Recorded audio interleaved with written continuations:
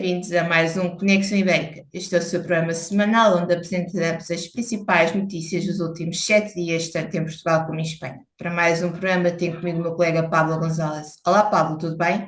Todo bien. Quais é que são os temas da semana?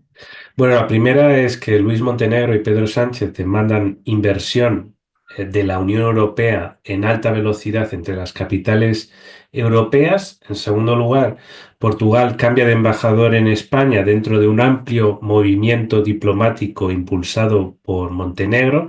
Y por último, un artículo de opinión sobre el Madrid Iberoamericano de 2026 en referencia a la próxima cumbre iberoamericana y la presencia de la inmigración latinoamericana en Madrid. Então, começamos com este pedido de Luís Montenegro e Pedro Sánchez. O pedido é dirigido a quem? Pues va dirigido a la presidenta de la Comisión Europea, Ursula von der Leyen. Es una carta que la firman no solo ellos dos, sino con otros jefes de gobierno y le piden inversión en desarrollo de las infraestructuras de transporte transeuropeas para el próximo presupuesto plurianual que están ahora mismo negociándolo, ¿no? Y en concreto sí que dicen la financiación de las conexiones ferroviarias de alta velocidad que unen las capitales y las principales ciudades de la Unión Europea. Esto es importante porque se da esta paradoja dentro de la Unión Europea que imagino que en Europa Central las conexiones ferroviarias, dadas que las distancias tal vez no sean tan grandes, algunas de ellas sean razonables, pero en gran medida del centro para el sur y probablemente de alta velocidad sea algo generalizado, pues la verdad que es bastante deficiente. Para comenzar, Madrid y Lisboa, pero también Madrid y París. Entonces, pues bueno, esto realmente es una obviedad que debería haber estado sobre la mesa, pues por lo menos hace un par de décadas y seguramente se propuso, pero no, pero en general, por ejemplo, Francia siempre ha puesto ciertos impedimentos, ¿no? A la hora de compatibilizar las redes de ferrocarriles, que sabemos que tienen sus problemas técnicos, ¿no? Pero bueno, vamos a ver, ha llegado un momento en que hay que tomarlo en serio, ¿no? Y es verdad que el argumento de unir a las capitales europeas, y evidentemente también tiene sentido unir Lisboa con París o Lisboa con todo el sistema ferroviario de alta velocidad que se construyese en su caso, pues la verdad que tiene todo el sentido del mundo juntarse y ya no salimos de las dinámicas de los recelos entre vecinos, ¿no? De si es un país más centralista que el otro, que si me conecto demasiado con este país, lo mismo quedo demasiado dependiente. Bueno, hay que unir, el argumento es irrebatible, hay que unir las capitales europeas y a partir de ahí, pues con la financiación, yo creo que todo el mundo queda satisfecho. Hay que decir una cosa también, a través de una nota de F ha saltado a la prensa de que es posible que se reactive el Lusitania Express, es un tema que nosotros hemos hablado, es decir, el tren hotel que por la pandemia, nocturno, que por la pandemia quedó deshabilitado.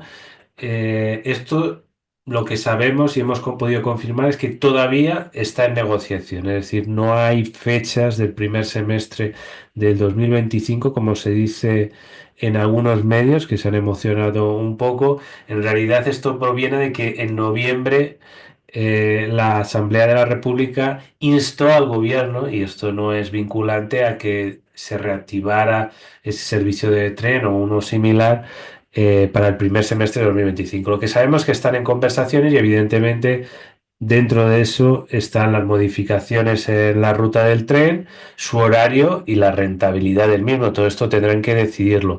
Y aprovecho para también comentar que saqué una noticia recientemente sobre el tren hotel turístico al Andaluz Renfe, que tenía hace unos años dos rutas, una ruta lusitania y otra ruta de Andalucía, y se pretende recuperar esa ruta lusitania y que hacía un recorrido de Sevilla, Mérida, Lisboa, Oporto y vuelta. Pues se ha hecho una prueba en este tren de lujo que revive un poco el clima de los años 20 del siglo pasado, un tren de lujo, ¿no? Con aquellos sillones, aquellas cafeterías, ¿no? Que nos suena del Orient Express y de las novelas y todas estas cosas.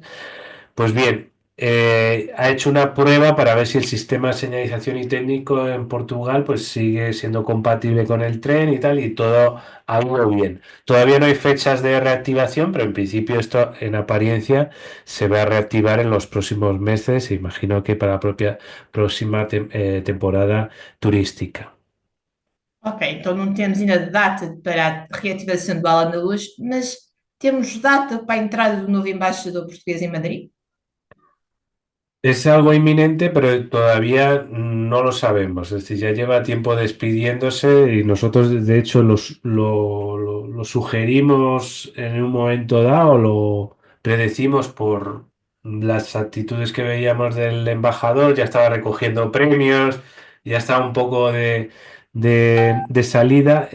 Joan Mira Gómez está pues eso, haciendo viajes por las comunidades autónomas, despidiéndose de los presidentes autonómicos, y lo que sí sabemos es quién es su reemplazo, ¿no? Y sabemos también que no es una cosa excepcional, sino que con la llegada del nuevo gobierno, aunque sabemos que Portugal tiene una política de Estado en relación a la diplomacia y tal, pero bueno, cada gobierno también le quiere marcar su carácter y su huella, y evidentemente la llegada de un nuevo gobierno también impulsa que a lo mejor se adelanten algunos cambios, a lo mejor que ya estaban periódicamente previstos, ¿no? Y bueno, pues el nuevo embajador de Portugal en España es José Augusto Duarte, que aterrizará pronto a Madrid, procedente de París, está allí todavía de embajador y tiene experiencia en embajadas en Mozambique y en China. Duarte ha sido asesor diplomático del presidente de la República, Marcelo Rebelo de Sousa, y en 2016 fue elegido mejor embajador económico del año por la Cámara de Comercio e Industria portuguesa. El exsecretario de Estado, Francisco Seixas da Costa, le considera uno de los más cualificados diplomáticos de su generación. Hay que decir que ya fue segundo de la Embajada de Madrid hace unas décadas y conoce muy bien España. Entonces eso es una ventaja y por lo tanto hay una expectativa de que haya un buen mantenimiento de las relaciones, ¿no?, con la sociedad civil, e incluso, si se puede, que mejoren más aún. Então, seja bem-vindo. Vamos então terminar com uma notícia que chegámos a dar no programa anterior, que é Madrid, como a próxima capital da Cumbre Ibero-Americana do ano que vem. Agora, neste paninho, vais aprofundar mais sobre a escolha de uma Madrid que é cada vez mais latina e ibero-americana, como é. Así es, Madrid yo creo que es un buen lugar para hacerlo. Es verdad que siempre las capitales y las europeas siempre parece como que tienen la sospecha de que de la idea neocolonial, ¿no? De esa acción exterior de Portugal y de España y tal. Pero vemos que Madrid no tiene nada que ver el Madrid de hoy con el de Madrid de, digamos, 30 años, ¿no? O de cuando se iniciaron las cumbres iberoamericanas en 1991. Realmente Madrid ya tiene una presencia latinoamericana muy fuerte, y eso que nos falta, ¿no?, de unir lo que es la élite de los jefes de Estado y la diplomacia con la vida social y cultural, que muchas veces la gente reclama, ¿no?, popularizar más esas instituciones, es complicado, pero probablemente Madrid sí que sea capaz de relanzar eso, ¿no? Y también, bueno, por un sentido pragmático, hay que decir que las comunidades iberoamericanas, las últimas, han perdido fuerza, como en general están en crisis la mayoría de organismos multilaterales, es decir, que no es algo propiamente de este organismo, sino que en general es complicado que sobrevivan y pasen el tiempo. Y hay varios ejemplos en Latinoamérica, y lo hemos comentado aquí varias veces. Y bueno, vamos a ver si conseguimos relanzar esta cumbre iberoamericana, ¿no? Y hay que decir que entre las megalópolis iberoamericanas, Madrid yo creo que sí que ahora está de moda, hay un buen crecimiento económico, dentro de las precariedades de los mundos que se viven aquí, del trabajo, de la vida y trabajo, es un buen sitio, yo creo que sí, para vivir, ¿eh? Es verdad que existen muchos madrileñófobos, pero yo creo que la gente que después viene a vivir aquí se convence que es un buen lugar y que independientemente de quién esté en el Ayuntamiento de Madrid o quien incluso tiene más protagonismo en la Comunidad de Madrid, Ayuso, quien le guste o quien no le guste, realmente esa proyección latina va mucho más allá del poder que pueda tener el PP madrileño, sino que responde a movimientos geoeconómicos y geoculturales globales, ¿no? Entonces ya Madrid es una ciudad global del sur de Europa. En los años 90 prácticamente la presencia latinoamericana era un poco simbólica, en Barcelona, estudiantes, intelectuales, exiliados. Y bueno, a partir de 2008 hubo una oleada de inmigración con el crecimiento económico, se latinizaron varios barrios obreros aquí de Madrid, después tuvieron hijos, hubo idas y vueltas, con nacionalidades y con experiencias vividas aquí. Esos vínculos son irreversibles, aunque es verdad que como hubo una crisis, también muchos volvieron, que parte de los que volvieron hay esa circulación, ese flujo de ida y vuelta, porque tienen la doble nacionalidad y volvieron más tarde con la recuperación económica española, han seguido volviendo, viniendo gente de allí, especialmente también exiliados venezolanos, ¿no? Que tienen fama de ser de bastante derechas y llevarse bien con Ayuso. Pero hay que decir que venezolanos hay de todas las clases sociales, también de varios puntos de vista, ¿no? Y también es normal por el contraste político del gobierno de Venezuela que haya más peso de la derecha. Pero hay gente de todo tipo aquí y que ese dinero venezolano también se están beneficiando rentas, salarios y consumos madrileños, ¿no? Que llega aquí. Hay presencia cada vez más fuerte, no mucha tampoco, pero cada vez más sensible del neopentecostalismo, ¿no? Que tienen ese protestantismo muy particular, a veces también adaptado a algunas cuestiones culturales brasileñas. Bueno, los gustos de moda, de las fruterías, los condimentos, todo esto está viendo un cambio de patrones, restaurantes cada vez se ven más de todo tipo, ¿no? En el ámbito iberoamericano, pues toda esa cultura incluso comunitaria que existía en los años 60 y 70 aquí, que venía de lo rural, ahora se está recuperando, ¿no? La convivencia en los parques, los picnics, los cumpleaños. Bueno, pues todo eso. Hay autores como Carlos Granés que dice que bueno, que hace falta popularizar más Madrid entre las capas populares de Latinoamérica que viven allí, es decir, más allá del emigrante consciente o de intelectuales para divulgar Madrid por el mundo y bueno, y que eso de que Madrid puede ser una Miami, para él dice que no tiene los defectos de Miami, entonces puede ser incluso mejor, ¿no? Y en ese sentido propone que sí, que también desde la universidad y desde centros de pensamiento y centros culturales se empieza a pensar más en la región y que haya una más producción para que la gente sea más consciente de esa proyección. También a nivel económico se conocen más las multilatinas, multinacionales latinoamericanas, es decir, ya hay una presencia empresarial.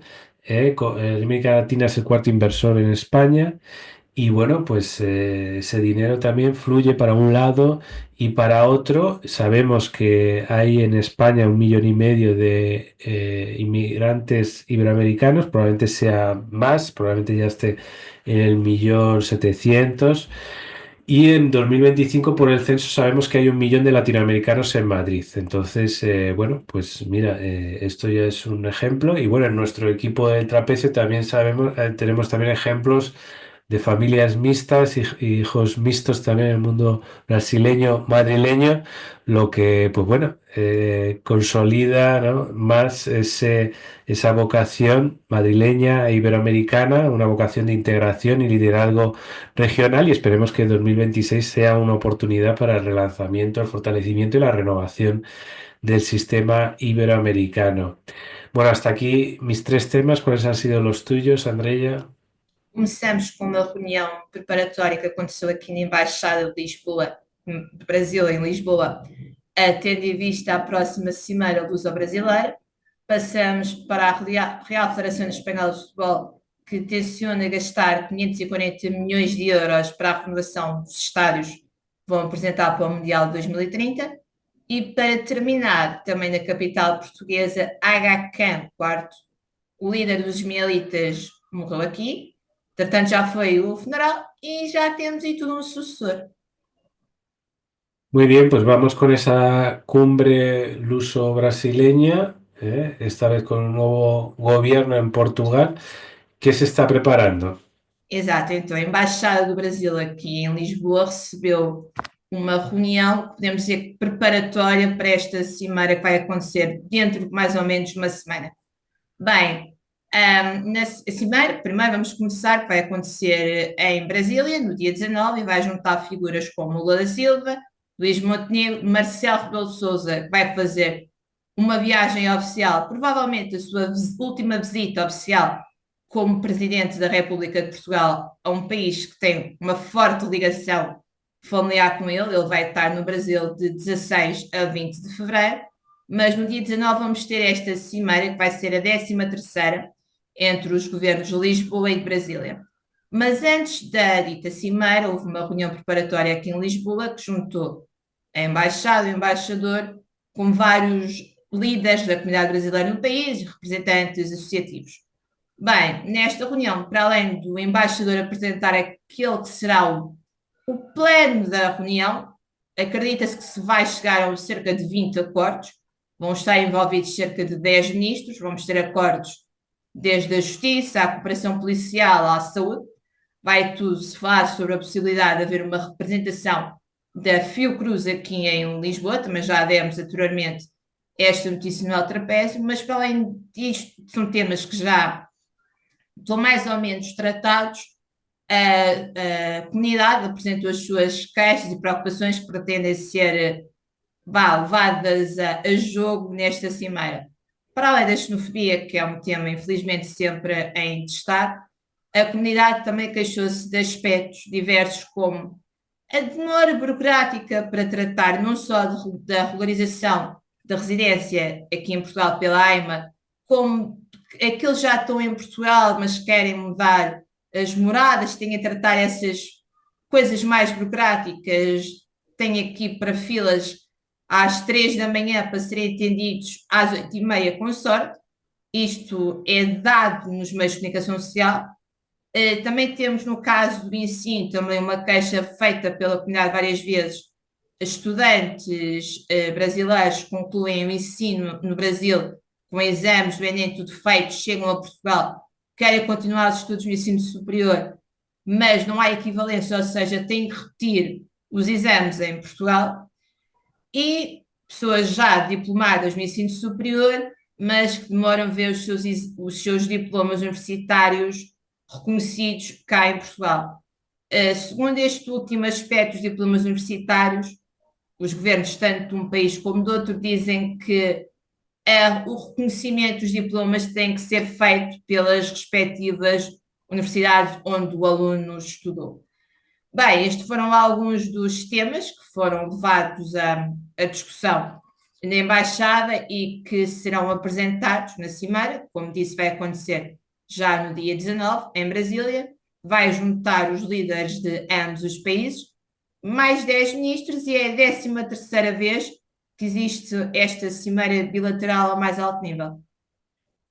Muy bien, ahora de nuevo pues haciendo cobertura de los preparativos del Mundial 2030, tan importante para Iberia. Coméntanos qué inversiones hay previstas. Até 2030 vamos ter muito para dizer. Mas pronto, saiu agora que a Real Federação Espanhola de Futebol pretende gastar cerca de 540 milhões de euros para renovar 11 estádios, que estão em localidades diversas, desde Madrid, Barcelona, Sevilha, etc. Bem, estes 540 milhões de euros vão ser usados para receber os Jogos do Mundial 2030. Espanha pretende ter pelo menos a final desta competição. Tem apresentados não só o Santiago Bernabéu, mas também o Camp Nou, que ainda não tem as suas obras finalizadas, mas acredita-se que até 2030 deverá ter. Ou seja, a Espanha pretende ter a final da competição que vai celebrar o centenário desta prova, que começou no Uruguai, também vai ter os jogos iniciais na América Latina. Bem, a apresentação desta, vamos chamar, plano financeiro, acontece num período, como todos nós também sabemos, que o antigo presidente e quem levou, pelo menos quem deu os primeiros passos para que Portugal, Espanha e Marrocos recebam o Mundial 2030, o Luís Rubiales, começa a ser julgado pelo seu caso com a jogadora Jenny Hermoso. Mas pronto, para além da apresentação deste orçamento, entretanto, já foram dados outros passos para a preparação do Mundial 2030, como disse, até lá muitos passos serão dados. Também no caso de Espanha, neste caso Espanha e Marrocos, tiveram reuniões a nível ministerial para apresentar os planos de segurança que pretendem ver ser implementados para receber uma competição que, para além de gerar muito dinheiro, também gera muitas visitas turísticas, o que pode sempre levar a problemas de distúrbios.